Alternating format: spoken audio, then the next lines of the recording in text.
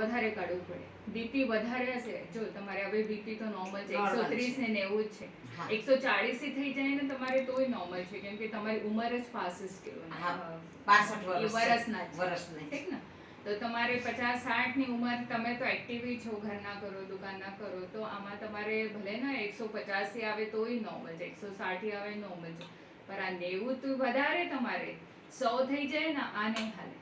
તો આમાં હાર્ટમાં પ્રેશર આવે, પછી હાર્ટ બ્લોકેજીસ ને હાર્ટ એટેકના ચાન્સીસ રહે. આને હિસાબે જ તમારી દવા છે ને આ ચાલુ રાખી છે. અને આ રક્તમોક્ષણ કાઢે તો આ ખરાબ બ્લડ નીકળી જાય શરીરમાંથી, ને હાર્ટ ઉપરને સોજા હશે આ નીકળી જાય, ને તમારા હાર્ટમાં વોલ્સ ખરાબ હશે, કઈ તકલીફ હશે અંદરૂની, કોલેસ્ટ્રોલ વધી ગયા હશે, તો આપણે રીતે જ નોર્મલ થઈ જશે. તો જ્યારે આપણે દવા બંધ કરીએ ને તો બીજી વાર આપણે દવા કરવાની જરૂરી જ નથી. એક જ વખત. તમે છે ને ફોટો કાઢીને જોઈ લો, હર સન્ડે તમારા ફોટો પાડીને રાખજો તમારે ચહેરાના.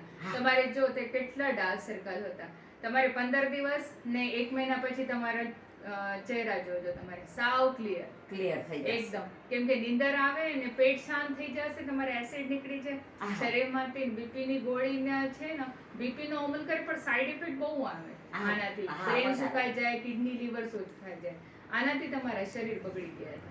તો તમારે જરૂરી હશે તો જ આ બધું ગોળી વાપરવાની, નહીં તો કાંઈ જરૂરી નથી. તમે સ્વસ્થ છો, એકદમ સ્વસ્થ. એકઈ ગોળી હું નથી લેતી, લ્યો એકઈ નહીં.